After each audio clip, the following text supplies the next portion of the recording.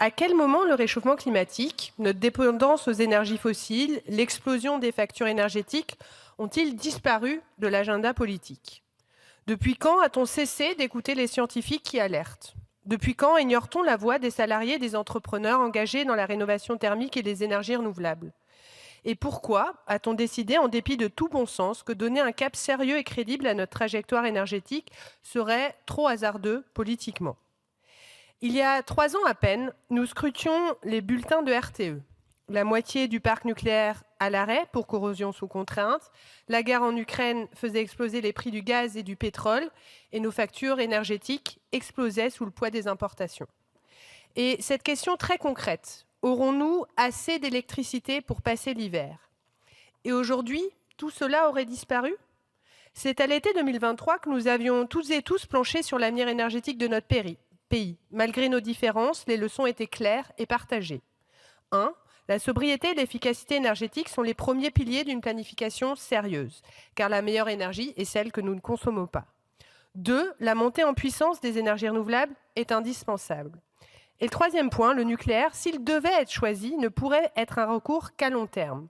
Aucune nouvelle installation ne verrait le jour, au mieux, avant 2040.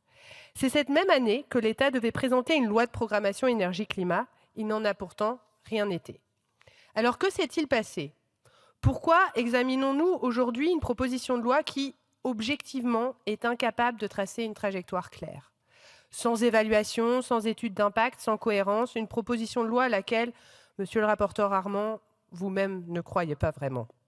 Une proposition portée par une droite qui combat les énergies renouvelables, qui détricote par tous les moyens la rénovation énergétique, une proposition qui intégrait tous les fantasmes d'une industrie nucléaire aux abois. Et aujourd'hui, monsieur le ministre, c'est vous qui la portez. Alors je vais être directe. On ne joue pas avec l'avenir énergétique du pays pour préserver un Marocain ministériel quelques semaines ou quelques mois de plus. La politique énergétique mérite mieux qu'un texte bricolé dans l'urgence. Elle exige une vision fondée sur la science, le climat, l'intérêt général, pas une opération de survie politique. Elle mérite une programmation pluriannuelle de l'énergie assortie d'un projet de loi digne de ce nom. Vous dites, monsieur le ministre, porter le nucléaire et les énergies renouvelables.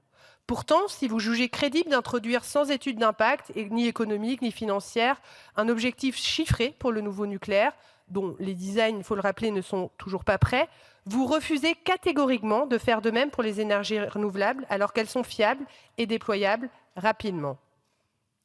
Si vous prononcez les mots énergie renouvelable dans les actes, vous laissez couler dans une indifférence déconcertante les filières d'énergie renouvelable implantées en France. Et vous misez tout uniquement sur le nucléaire. Le nucléaire ne sert qu'à faillir à notre mission fondamentale, préparer l'avenir, se sevrer des fossiles, ne pas laisser les factures des Françaises et des Français s'enflammer. Il est le prétexte de l'inaction. Le prétexte pour opérer tous les reculs possibles et imaginables. Suspension des aides à la rénovation, fin du leasing social, abandon de lignes de train, révision à la baisse de l'arrêté S21 sur le solaire, retard criant sur l'éolien offshore, sous-financement du fonds chaleur, et j'en passe. Le nucléaire comme solution unique relève moins d'un choix stratégique que d'une nostalgie. Celle d'un passé où l'électricité était publique et peu chère. Mais les faits sont là, et vous les connaissez, monsieur le rapporteur. Vous avez, comme moi, entendu les responsables d'hier, M. Proglio, Mme Lauvergeon, lors de la commission d'enquête présidée par M. Schellenberger. Ils ont évoqué Flamanville, à la louche, les malfaçons, les retards, les surcoûts, les guerres des clans. Ce ne sont pas les écologistes qui ont conduit la filière nucléaire dans le mur, ce sont ses propres dirigeants. Leur pari hasardeux, leur arrogance, leur aveuglement. Et aujourd'hui, ce sont ces mêmes logiques qu'on voudrait remettre aux commandes de notre avenir énergétique. Cela ne vous saute-t-il pas aux yeux que ceux qui nient le réchauffement climatique sont aussi les plus fervents partisans du nucléaire? Ils n'évoquent le climat uniquement pour mieux vendre les nouvelles centrales. Il faut être aveugle ou insensé pour faire ce pari-là. Il faut surtout arrêter de mentir. Non, le nucléaire ne sera pas moins cher que les économies d'énergie ou les énergies renouvelables. Au contraire, les faits sont là. Le solaire photovoltaïque est passé de 200 à environ 60 € du mégawattheure en 10 ans. L'éolien terrestre est à 50 mégawattheures, l'offshore s'approche des 70. La chaleur renouvelable varie entre 40 et 90 euros du mégawattheure. Et les économies d'énergie issues des rénovations coûtent entre 30 et 50 euros du mégawattheure. Le nouveau nucléaire, lui, dépasse déjà 120 mégawattheures. En 2023, le soutien public aux énergies renouvelables électriques représentait environ 9 milliards d'euros. Mais il a permis à l'État de récupérer près de 14 milliards d'euros cette même année grâce au mécanisme de soutien à prix garanti. Autrement dit, les énergies renouvelables ont rapporté plus qu'elles n'ont coûté. Alors pourquoi parier sur la solution la plus lente, la plus coûteuse et la plus incertaine? Faire ce choix, ce n'est pas de la stratégie, c'est de l'aveuglement.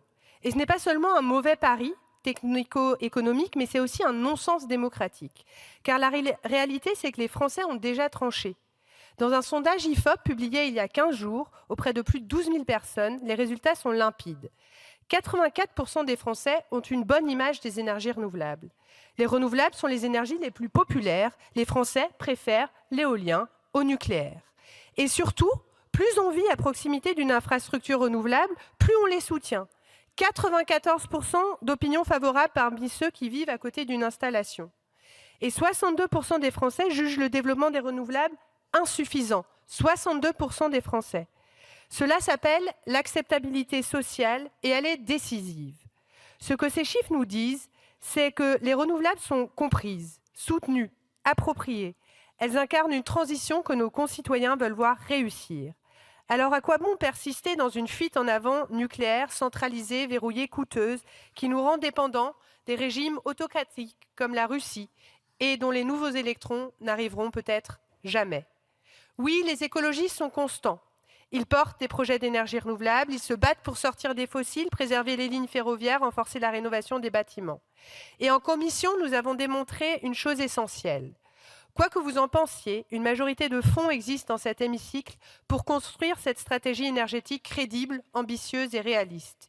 Une majorité à gauche, avec des parlementaires du socle gouvernemental, peut se retrouver autour de la seule trajectoire possible pour les 20 prochaines années: réduction structurelle de la consommation d'énergie, efficacité énergétique dans tous les secteurs et développement massif des énergies renouvelables.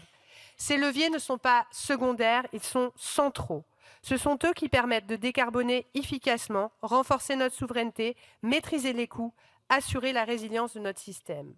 Alors, chers collègues du socle gouvernemental, si vous voulez vraiment avancer, vous en avez les moyens. Tournez-vous vers la gauche. Tournez-vous vers la sobriété, l'efficacité, les renouvelables. C'est ici que se trouve la majorité. En commission, nous avons adopté ensemble un objectif en matière de rénovation de logements. Vous pouvez voter les amendements en donnant des objectifs clairs et cohérents en matière d'énergie renouvelable et faire de même le même travail sur la rénovation que nous avons fait en commission, en hémicycle, sur les énergies renouvelables.